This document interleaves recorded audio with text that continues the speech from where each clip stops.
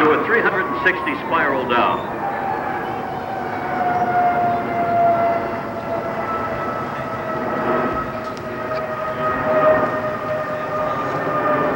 He slowed that thing down to 180 knots right now, just coasting.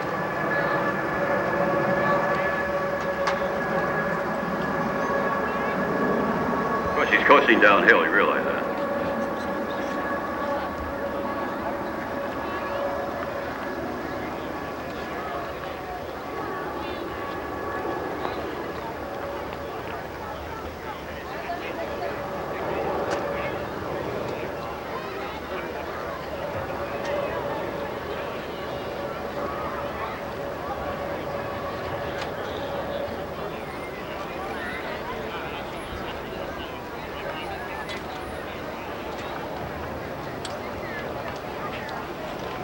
Well, they have some real special maneuvers planned. These filling in as the plane's moving around here.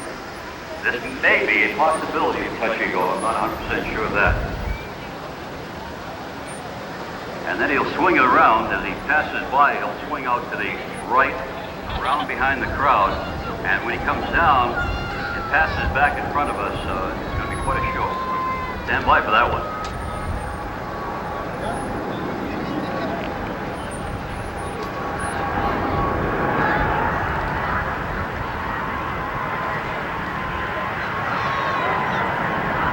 Be a touch and go.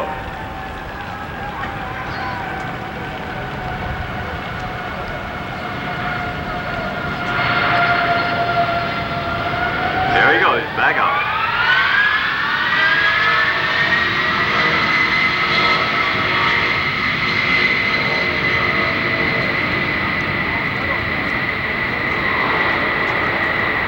That aircraft is just about 19, 20 years old. The airplane's flying around.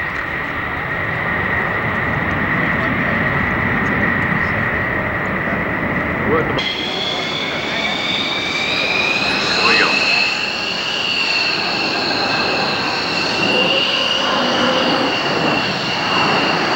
Isn't that pretty?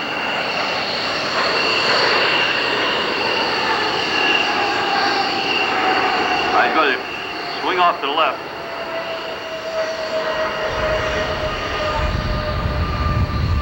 Swing around, put his wheels down again, do another touch and go.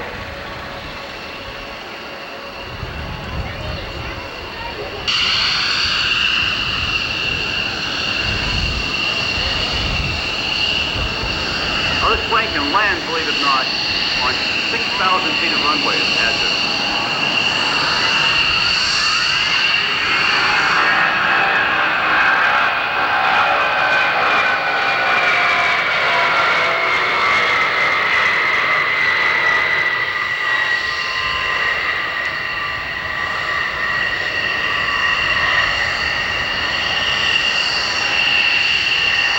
One of the reasons he flew out this way this time is to show you the tires.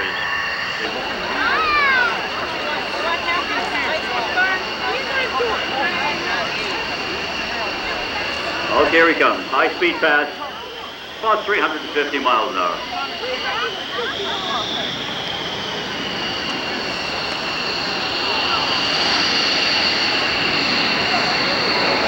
Isn't that beautiful?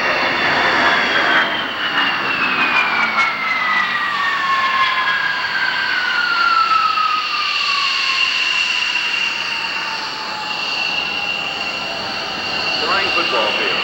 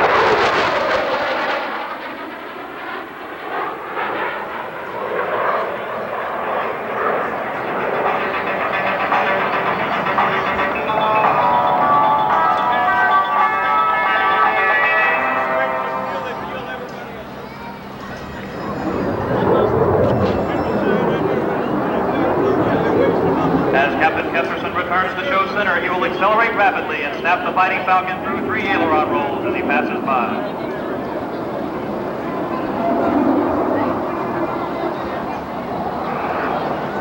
Ladies and gentlemen, from your left, Captain Rob Kesterson and the triple.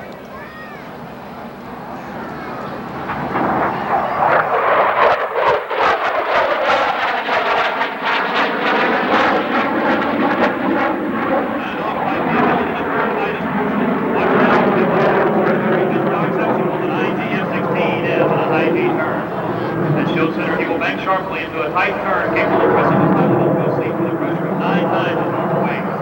In a full 360-degree turn, the F-16 has a turn radius of less than 1,400 feet.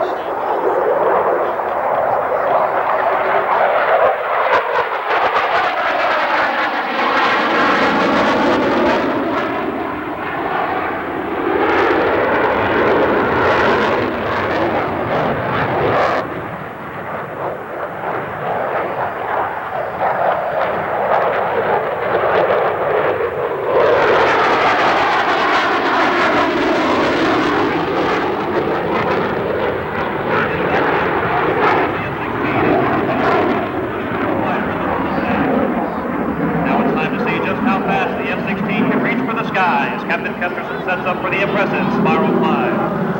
Captain Kesterson will approach show center at less than a third of the F-16's maximum airspeed, kick in the afterburner and pull up into a tight climbing turn that will carry him to more than 5,000 feet in just seconds.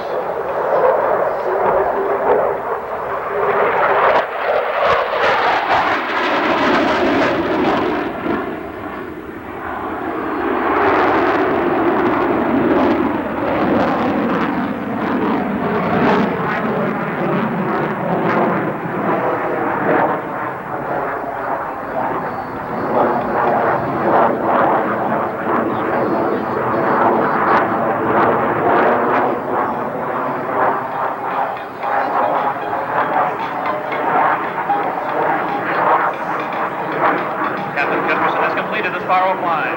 As he approaches the end of the runway, he will execute a split S, drop to 500 feet at 400 miles per hour, and from your left, set over a classic World War I maneuver, the Immelman.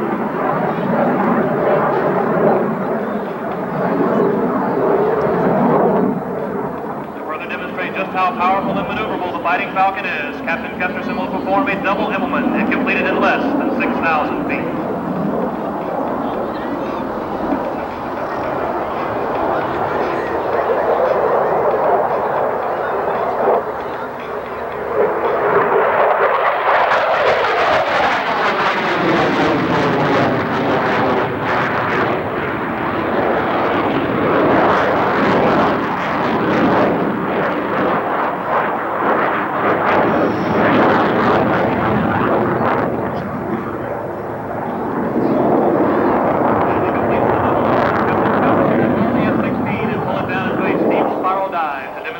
Fly-by-wire flight control system. This computer control system enables him to maneuver easily, even at very low airspeeds, as you will see when he flies the Falcon through a maximum performance roll at only 170 miles per hour.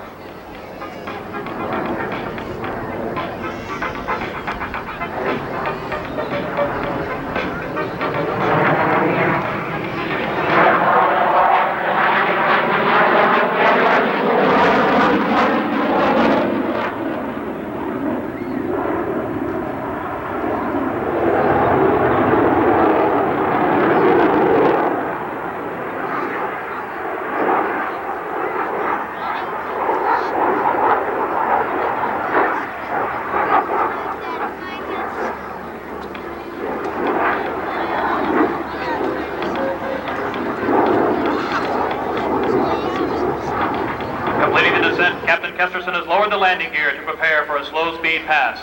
While the F-16 can fly at more than twice the speed of sound, low-speed controllability is just as important to those who fly it.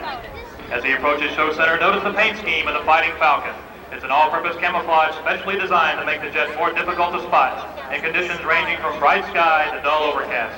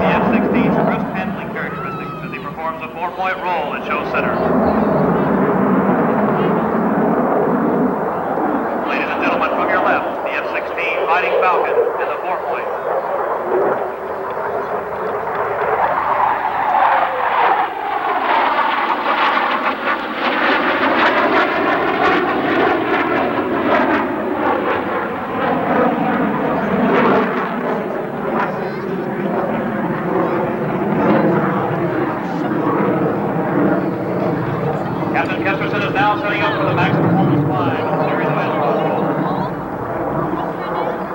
As he pulls back on the stick, you will see the Falcon's exceptional power and rolling capability as he climbs from 500 feet to more than 12,000 feet.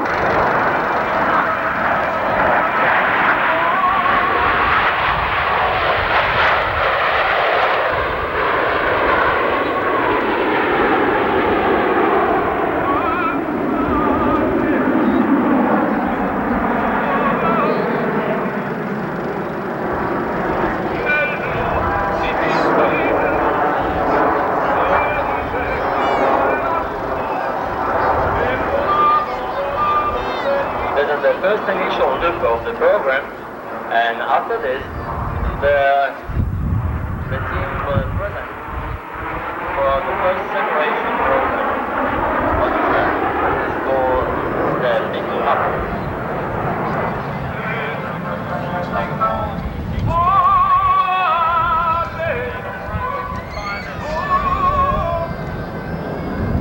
10 aircraft all together that will change formation, even allow you to see the team. Now they are changing from the big triangle to a kite formation where the 9 aircraft will take the shape, the body of the kite, and the solo take the position of the tail. They will represent in front of you and pulling up in the vertical maneuver. They will be able to the first separation vertical program. Smoking white now for the teams, going up, ready to the separation and to draw the big apple.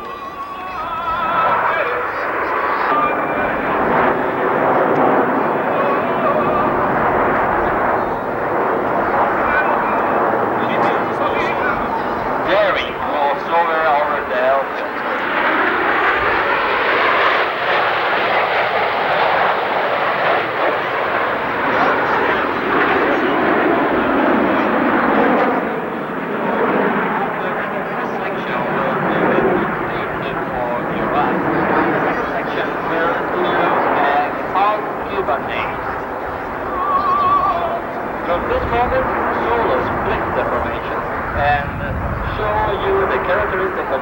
stability of the aircraft. Then we repeat the same aircraft.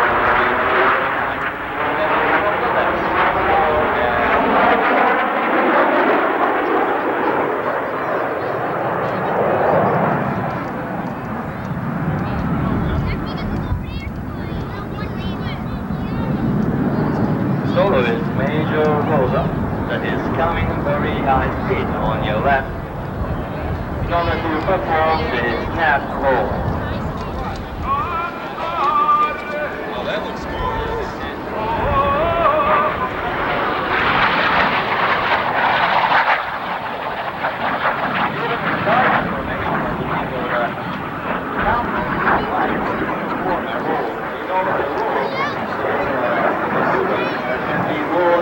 Only by a single airplane, so they have to roll on the barrel, and we call this maneuver barrel roll on the diamond, barrel roll on the left.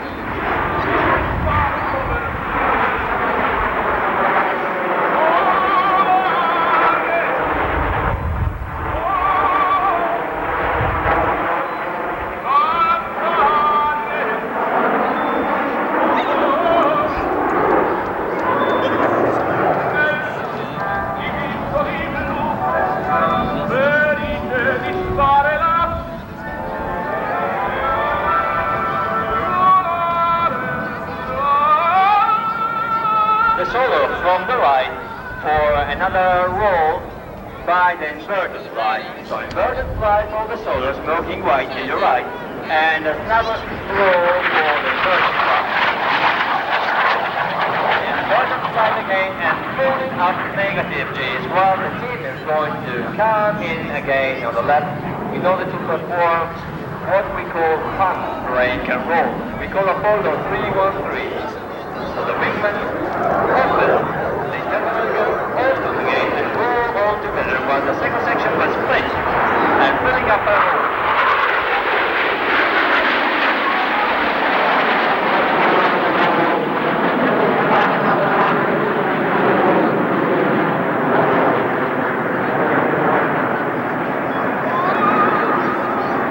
The second section is larger than the first section, and this can allow them have more energy in order to rejoin. You can see how will be high the speed of rejoin of the 10 aircraft.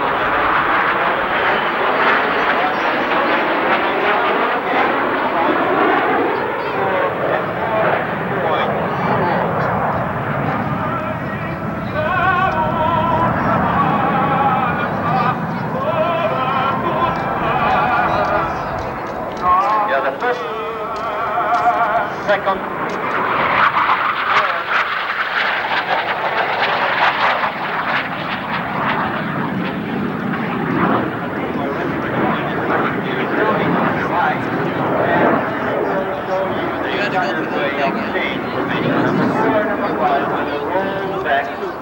Changing from diamond formation to wine glass formation, and in this new formation they will perform a loop. Number 4 and number 5 will roll back.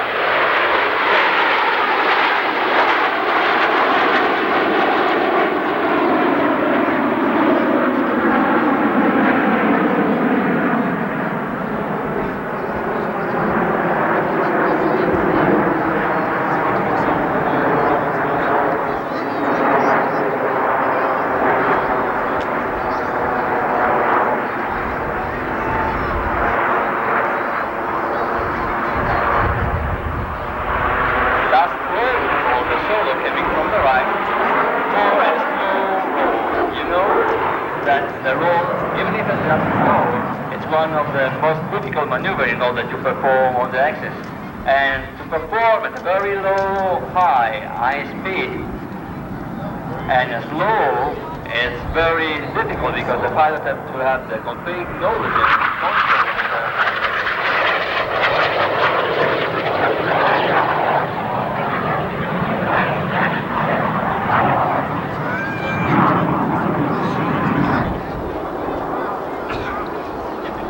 On the left now, the formation has changed configuration from the wine glass formation.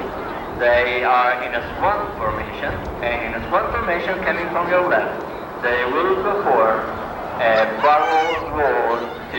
right.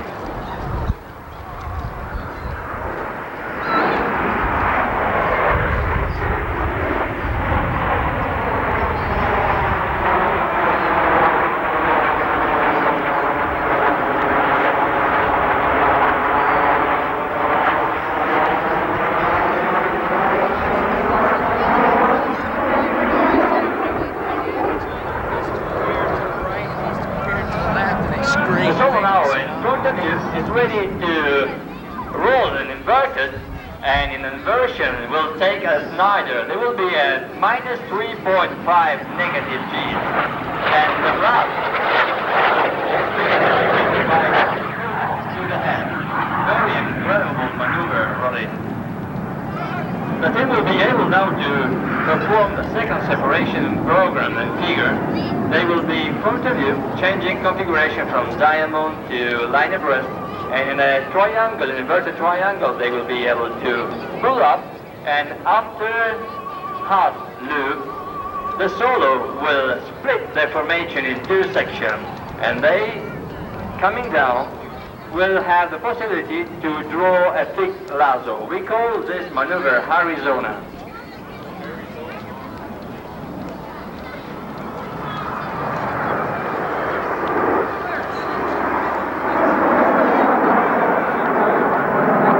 Ready for the separation and ready for the solo that comes from the ground at very high speed, and ready for the separation that shapes the figure of the big lasso that a big cowboy can throw you at.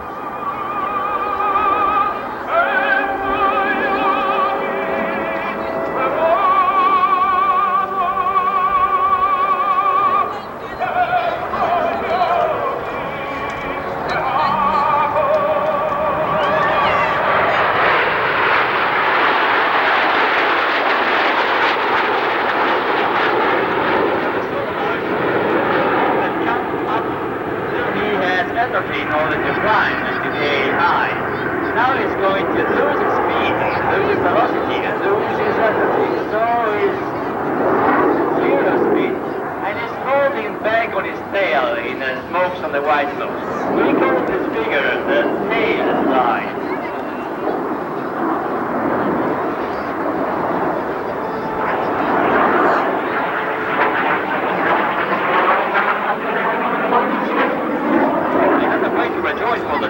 Now to show you the symbol of our fight, Italian fight. That is the target drawn by the second section that has been hidden by the arrow of the first section rolling to the right.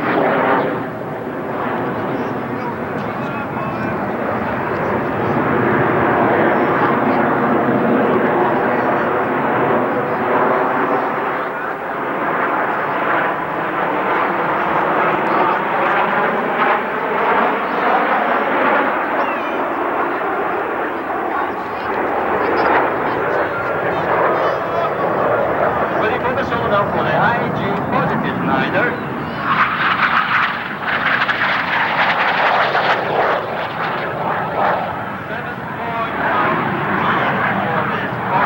To show you the high maneuverability characteristic of the Armaki MB339.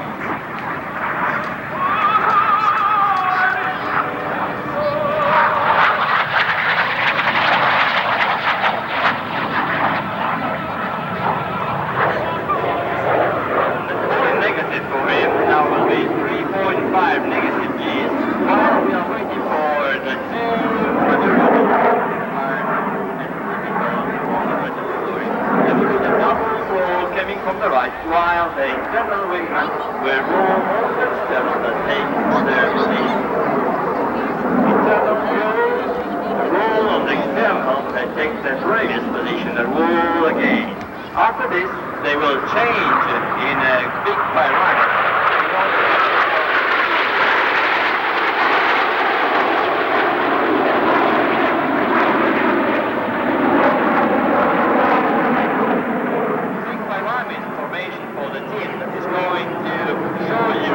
Downward bound thrust is the unit in the world. The unit done by 9 and by the solo coming at very high speed from the right will hit and separate all together. Here to you you the downburst of the Frecce Tricolori.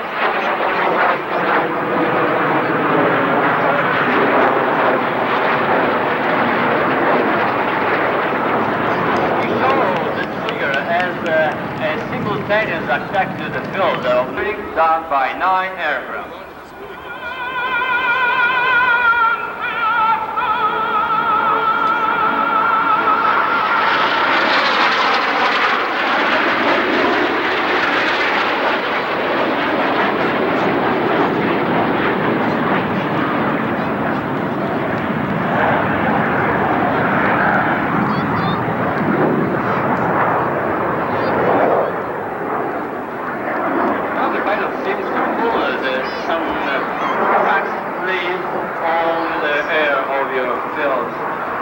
And in a very few seconds they will be able to show you again the shape of life.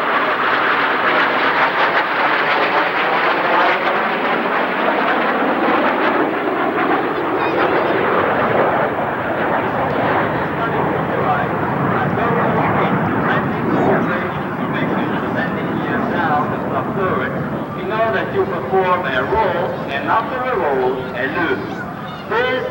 These are very technical maneuvers because the aircraft have to be rolled at slow speed and very high capacity of motor.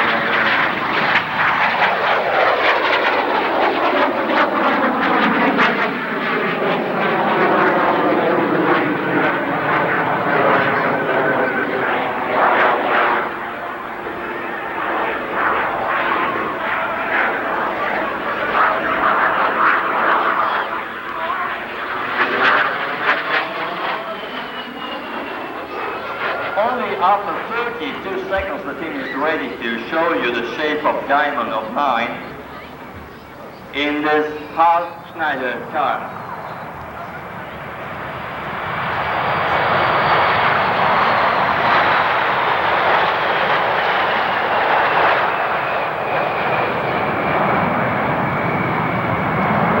We have a lost child, Michael Bernier, 11 years old.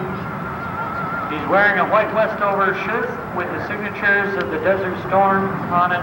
Please meet your mother at the Lost and Found near Hangar 5 and 7.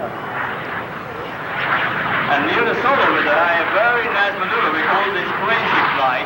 It is not a very crazy flight, it's a very high technical flight. But you saw very holiday.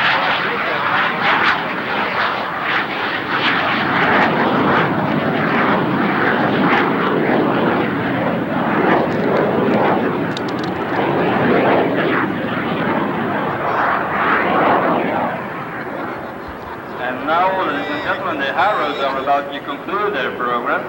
They are now approaching from the left with gears down, flaps lowered, and landing lights on. The aircraft are flying at the minimum speed required to keep airborne. In a few seconds, the color smokes will be ignited so that the formation can show the Italian flag. We probably in the team say that this is the longest Italian flag ever shown. It is with pride that we show it today, and will be able to show you for Saturday and Sunday air show. On the left, now we are sloping right. On the air show, they will be sloping the while the solar comes at very high speed down on the spokes and put upstairs. These are the Frecce Tricolori. The pilots can see you.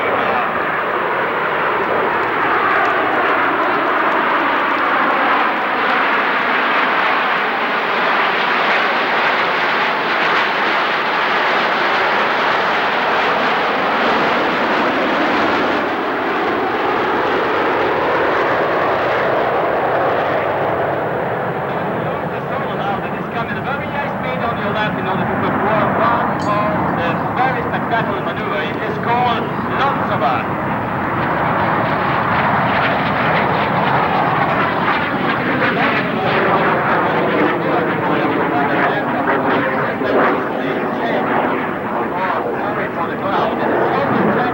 And the riders can perform this maneuver. It was born in Czechoslovakia by a pilot, and the maneuver is called Westover.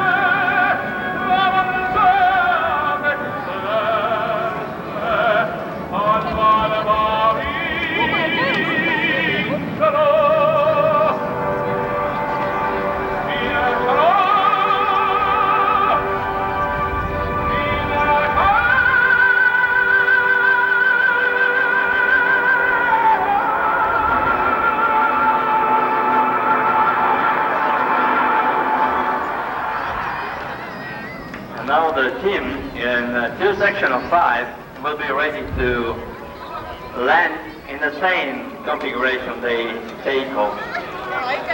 So there will be 2 wedge of 5 that will take ground in a few seconds.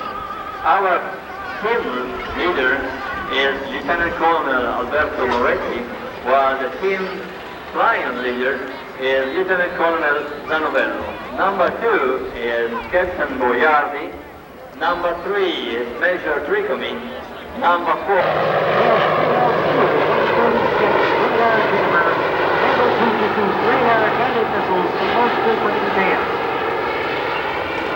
It's also equipped with the AN/ALQ 144 infrared jammer and flare and chaff dispenser. The Apache performing today is from the 1st Battalion, 130th Aviation Regiment, the Tar Heel Warriors of the North Carolina National Guard, the 1st Reserve Component Combat Aviation Unit mobilized in Operation Desert Shield and Desert Storm. Was recognized recently by the Army Aviation Association of America as the Army's best overall flying unit. The 130th will receive the Kerwin Trophy in Utah on 14 September 1992 for the best battalion of the National Guard for 1992. The AH-64 Apache today is flown by Chief Warrant Officer W4 Woody Mashburn and Chief Warrant Officer W3 Jeff Collins.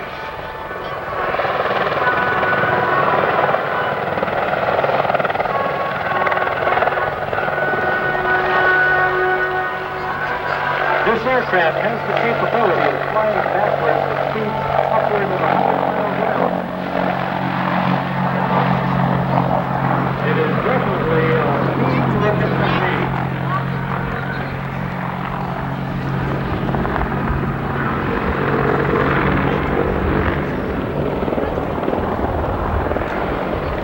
It's a real impressive helicopter, and it carries a tremendous punch.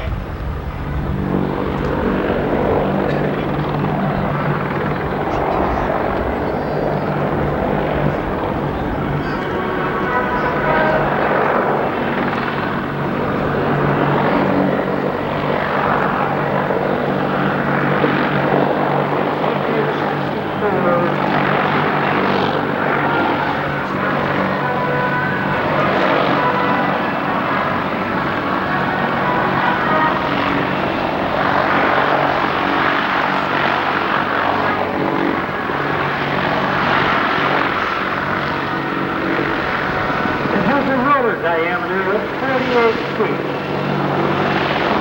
which is significantly shorter than the length of the aircraft. The height of the aircraft is 13 feet 11 inches.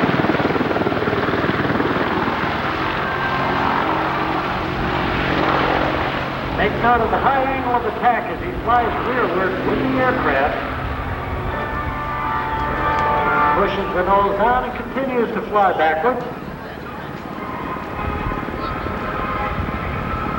This is America's first helicopter built strictly for the anti-tank warfare role. It's also the first day-night all-weather helicopter for the United States military.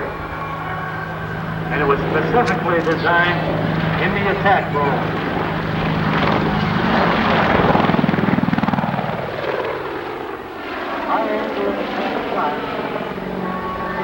While filled with external fuel tanks, it can fly clear across the Atlantic Ocean. It has a 4-bladed wing rotor and a 4-bladed tail rotor. The armor is composed on the aircraft of boron carbide bonded to Kevlar, very tough indeed. The pilots are protected by glass shields which separate the pilot and the co-pilot weapons operator. The pilot sits in the rearward seat, whereas the co-pilot and weapons systems operator sits in the forwardmost seat of the aircraft.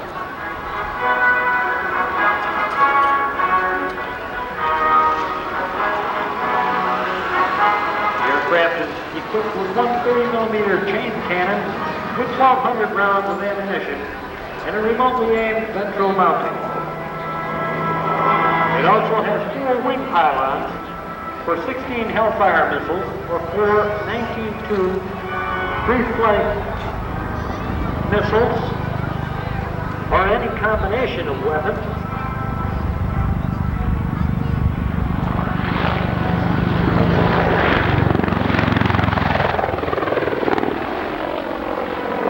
This was one of the frontline helicopters in the Persian Gulf. This is one of the aircraft that destroyed so many of our opponents' armored tanks and armored vehicles.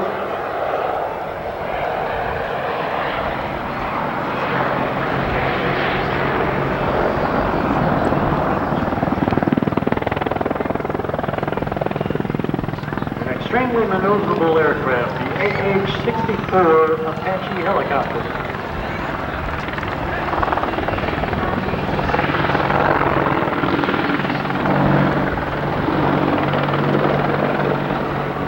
Short, stubby weapons attach points on the wings. The wings serve to also support some of the stress on the helicopter and relieve the stress from the rotary blades.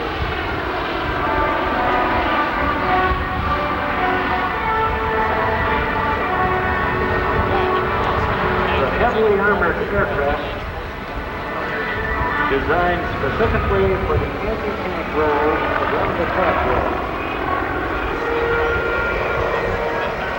Flown by Chief Warrant Officer W4 Lee Ashburn and Chief Warrant Officer W3 Jeff Collins.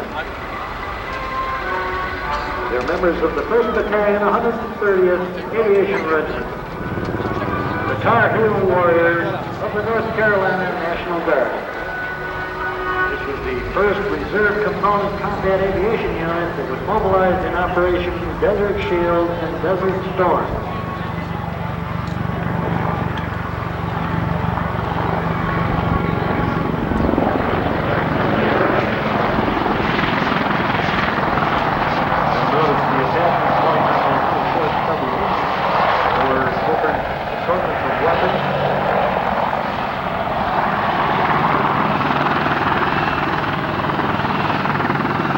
It has a carry range of approximately 920 miles.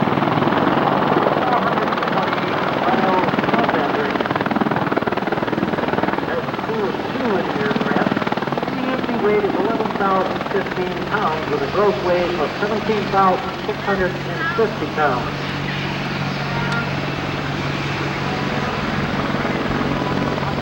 In the meantime, at altitude, we have the Golden Knight P-31 Closer Friendship. It is